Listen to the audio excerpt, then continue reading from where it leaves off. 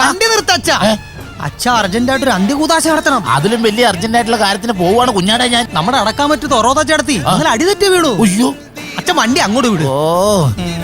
അച്ഛോ അച്ഛോ അച്ഛ അച്ഛനെന്തീ ആലോചിക്കണത്?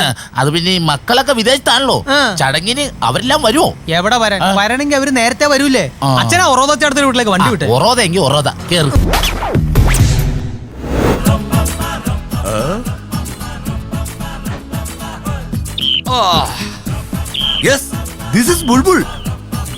നോ ഇത് ബുൾബുൾ അല്ല, ഇത് അവൻ തന്നെ. 25 വർഷമായി ഞാൻ തേടി നടക്കുന്ന മലമുഴക്കി വേഴാമ്പൽ. ഇന്ന് അവനെ കണ്ടുപിടിച്ചിട്ട് തന്നെ കാര്യം. അതിയാന്റെ സൂക്കേട് കണ്ടില്ലേ മക്കളെ? ഇപ്പോഴും ആഫ്രിക്കയിലെ കൊടുങ്കാട്ടിലാണെന്നാ വിചാരം. ഇവിടെ സ്വന്തം തള്ള വായു വലിച്ച് കിടക്കുക. അപ്പോഴും അതിയാന്റെ ഒരു ഒടുക്കത്തെ പക്ഷി നിരീക്ഷണം. അന്ത്രയോസ് ആമസോൺ മഴക്കാടുകളിൽ വംശനാശം നേരിട്ടുകൊണ്ടിരിക്കുന്ന പക്ഷികളെ കുറിച്ച് ഗവേഷണം നടത്തുന്ന ലോക പ്രശസ്ത പക്ഷിശാസ്ത്രജ്ഞൻ എന്ന് സ്വയം വിശേഷിപ്പിക്കുന്ന ഇമ്മിണി വലിയ അദ്ദേഹം വർഷങ്ങൾക്ക് മുമ്പ് ഉപരിപഠനാർത്ഥം വിദേശത്തേക്ക് പറഞ്ഞ അന്ത്രയോസ് പിന്നീട് ഒരിക്കലും താൻ വന്ന വഴികളെ കുറിച്ച് ചിന്തിച്ചിട്ടേയില്ല. മോളെ ഇത് കണ്ട ഡാഡിന്റെ തറവാടെത്തി. ബാബാ ഏതാണ് ഈ അംഗൻവാടി? അംഗൻവാടിയിലെ ലേഡീസ് അല്ലേ കുട്ടികളെ പഠിപ്പിക്കുന്നത്? എന്തെങ്കിലും ആവട്ടെ, എനിക്ക് എന്റെ മലമുഴക്കിയാ വലുത്. മൈ ബ്രദർ വേൾഡ് ഫേമസ് ആയ ഒരു ബേർഡ് സയന്റിസ്റ്റിനെ കയറി പിടിക്കുന്നു. എന്റെ ഫാൻസ് അറിഞ്ഞാൽ ചേട്ടാ ഇത് ഞാനാ, ഗബ്രിയേൽ, ചേട്ടന്റെ പുന്നാരനിയൻ. ഗബ്രിയേൽ? Oh my brother. അല്ല ഗബ്രിയേല്, നിനക്കിനെന്ത് പറ്റി? എന്നെക്കാളും വെളുത്ത് ചുവന്ന് തൊടുത്തിരുന്ന നീ ആകപ്പാടെ കറുത്ത് കരിക്കട്ട പോലെ ആയിപ്പോയല്ലോ. ചേട്ടാ അതൊരു നീണ്ട കഥയാണ്, ഒരു short story, a sentimental thriller. Gabriel from Chile. ചിലിയിലെ മലനിരകളിൽ കിലോമീറ്ററുകളോളം ഭൂമി തുറന്ന് സ്വർണം ഖനനം ചെയ്യുന്ന ഈ സ്വർണവേട്ടക്കാരൻ സൂര്യപ്രകാശം തന്നെ കണ്ടിട്ട് വർഷങ്ങളായി. 11 മാസം കനിയിൽ ഒരേ പണിയാ, വെറും 1 മാസം മാത്രമാ ലീവ്. അപ്പോ മാത്രമാണ് ഞങ്ങൾ സൂര്യപ്രകാശം കാണുന്നത്. വെള്ളവും വെളിച്ചവുമില്ലാത്ത ആ കനിയിൽ കിടന്ന് ഞാൻ കറുത്തുപോയതാണ് ചേട്ടാ. ബൈ ദ ബൈ, നിന്റെ കൂടെ ഒരു അംഗൻവാടി തന്നെ ഉണ്ടല്ലോ. ആ ചിൽഡ്രൻസ് ഒക്കെ ആരുടെയാ? അവരെല്ലാവരും എന്റെ മക്കളാണ് ചേട്ടാ. കൊല്ലത്തിൽ 11 മാസവും കനി തന്നെ കിടക്കുന്ന നിനക്കെങ്ങനെയാ ഇത്രയും കുട്ടികള്? ബാക്കി 1 മാസമുള്ള കാര്യം ചേട്ടൻ മറന്നുപോയാ? അല്ല, നിന്റെ വൈഫിനെ കണ്ടില്ലല്ലോ. അവൾ 9 മാസം പ്രഗ്നന്റാ. അപ്പൊ ഈ സമയത്ത് യാത്ര പാടില്ലെന്ന് ഡോക്ടർ പറഞ്ഞിട്ടുണ്ട്. കാര്യങ്ങളുടെ കിടപ്പുവശം ഇതാണെങ്കിൽ 11 നീ കൊല്ലത്തിൽ 12 മാസവും കനി കിടക്കുന്നതാ ബുദ്ധി.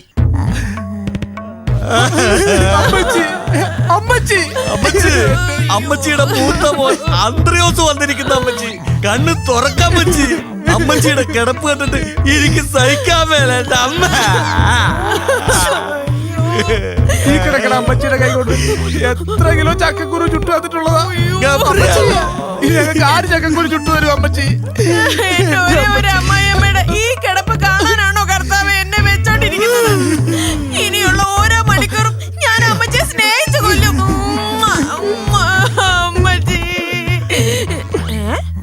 അമ്മച്ചി നോക്കാൻ വന്നിട്ട് മൊത്തം തിന്നു തീർക്കുമല്ലേടി? Silence please. ഈ കിടക്കുന്ന പ്രോപ്പർട്ടിയുടെ പൂർണ്ണ ഉത്തരവാദിത്വം ഡോക്ടർ എന്നെ ഏൽപ്പിച്ചിരിക്കുന്നത്. അതുകൊണ്ട് എല്ലാരും പുറത്തു പോണം. അയ്യോ, ഇത് ഞങ്ങളുടെ പെറ്റമ്മച്ചിയാ. ഈ കിടക്കണ അമ്മച്ചിയുടെ മക്കളാ ഞങ്ങള്. മക്കളാലും ശരി മരുമക്കളാലും ശരി പുറത്തു പോണം.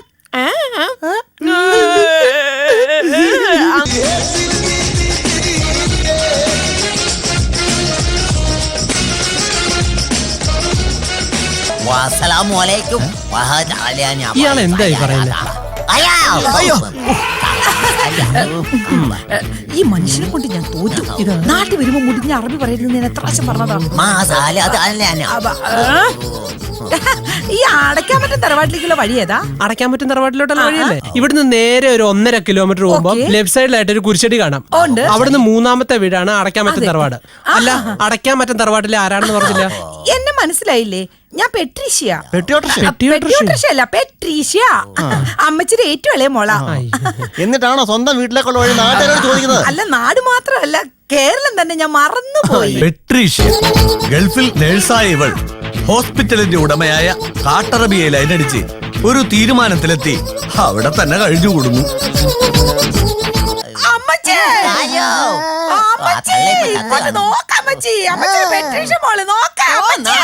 ബാക്കിയുള്ള എന്നെ സ്വന്തമായിട്ടൊന്ന് സീരിയൽ കാണാൻ പോലും സമ്മതിക്കത്തില്ല. ഒന്നും മിണ്ടാതിരിക്കടി.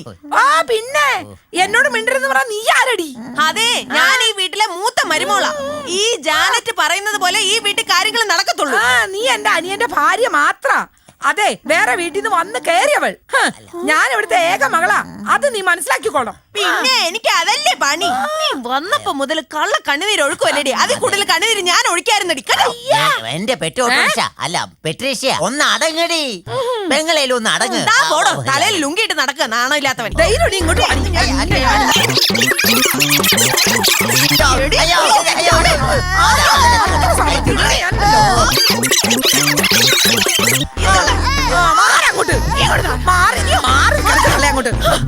ഞാനിന്ന് ശരിയാക്കിട്ട് ബാക്കി ശരിയാക്കട്ടെ. അവള് വന്നേക്കുവാ തലോടെ കൊണ്ട്. പിന്നെ ഞാൻ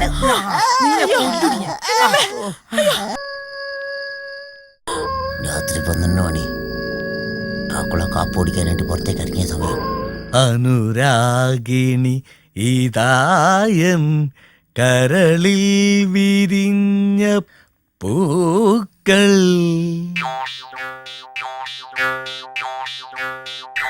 അനുരാധേ, ഈ രാത്രി ഈ ആന്ത്രോസിന്റെ ഹൃദയം നിന്നെ തുറന്നു കാണിക്കോടി. അനുരാധേ, നീ എന്റെ ഇടനെഞ്ചിൽ അനുരാഗ വിലോചിതയായി പതഞ്ഞു തുളുമ്പുകയാണ്ടി. Oh my sweet Anuradha.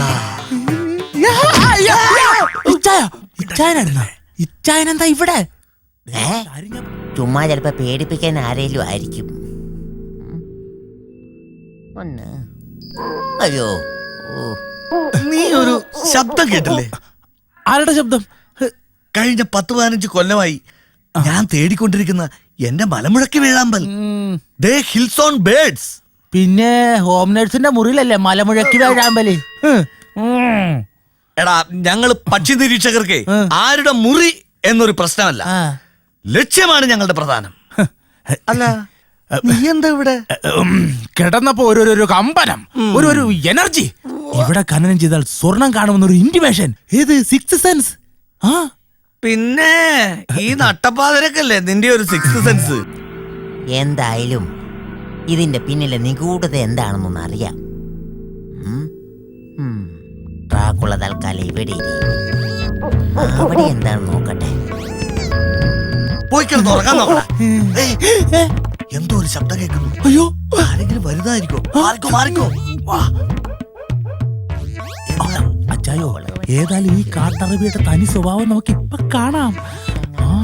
അതെ, കാത്തിരുന്ന് കാണാം. മിണ്ടാതിരി. അമ്പട കാട്ടറബി നമ്മുടെ ഹോം നേഴ്സിന്റെ മുറിയിലല്ലേ അവൻ മുട്ടുന്നത്. ഇവൻ ആള് വില്ലനാണല്ലോ. ഇനി നമുക്ക് ഒന്നുമില്ല, ഒരു ഓർക്കക്ഷീണം പോലെ. എന്താ അവിടെ പ്രശ്നം?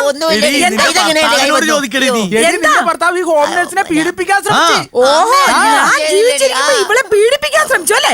ഞാനൊന്നും ചെയ്തില്ല.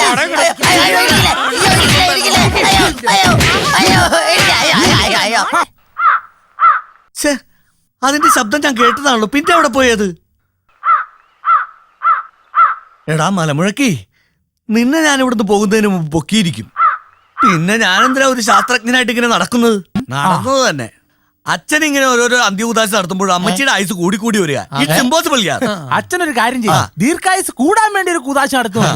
അത് ചിലപ്പോ ഭർത്താവേ, ഈ പാപികളുടെ ഇടയിൽ നിന്ന് എന്നെ കാത്തോളേ. അച്ചോ, ലോകത്ത് ഒരു പെറ്റതള്ളമാരും മക്കളോട് ഇങ്ങനെ ചെയ്യരുത്. തെക്കോട്ടില്ല വടക്കോട്ടില്ലെന്നും പറഞ്ഞത് എത്ര നാളായി കിടപ്പിങ്ങനെ കിടക്കുന്നത്? ഇത് ചതിയല്ലത്. ഇത് വെറും ചതിയല്ല, കൊലച്ചതിയാ. ഡെഫിനറ്റ്. വാട്ട്? യെസ്.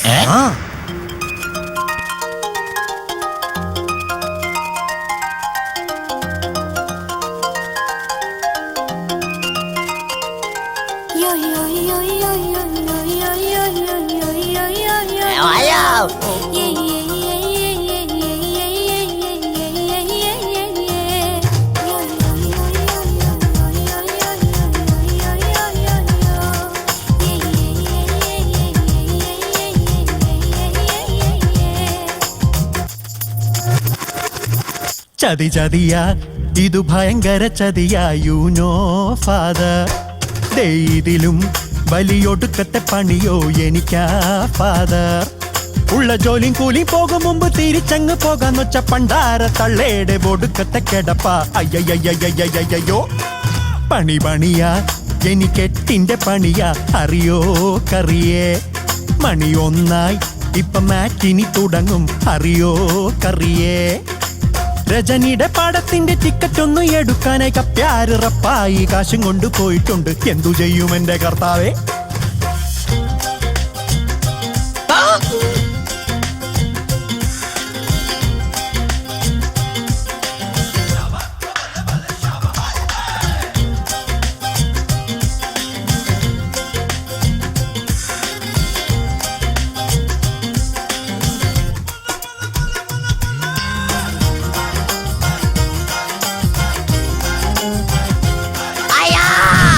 അച്ഛോ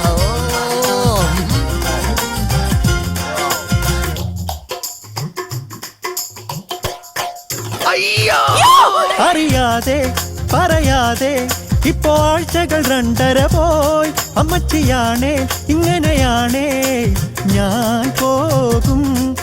അനുരാധേ അറിയാമോ എൻ ഹൃദയം തന്നു ഞാൻ. വാടി നീ എൻ കരളേ നാടുവിടാ. അമ്മച്ചിക്ക് വായുവലി മരുമോനോ ചരടുവലി. ഹോം നേഴ്സിന് കലിയിളകി കൊടുത്തൊരെണ്ണം. വഴിവിഴച്ച ആൺമക്കൾ തലതെറിച്ച മരുമക്കൾ. ചേട്ടത്തിയുടെ ഗതികേട് ഇവരല്ലോ. ഞഞ്ഞ പിന്നെ പറയാതെ അച്ഛൻ വേഗം ഓടിച്ചെന്ന് പണ്ടാര തള്ളയ്ക്ക് ഒടുക്കത്തെ കൊടുക്ക്. അയ്യയ്യോ ചതി ചതിയാ ഇത് ഭയങ്കര ചതിയാ. യു നോ ഫാദർ ഇതിലും വലിയൊടുക്കത്തെ പണിയോ എനിക്കാ ഫാദർ. ഉള്ള ജോലിയും കൂലിയും പോകും മുമ്പ് തിരിച്ചങ്ങ് പോകാന്ന് വെച്ച പണ്ടാര തള്ളേടെ ഒടുക്കത്തെ കിടപ്പ. അയ്യയ്യോ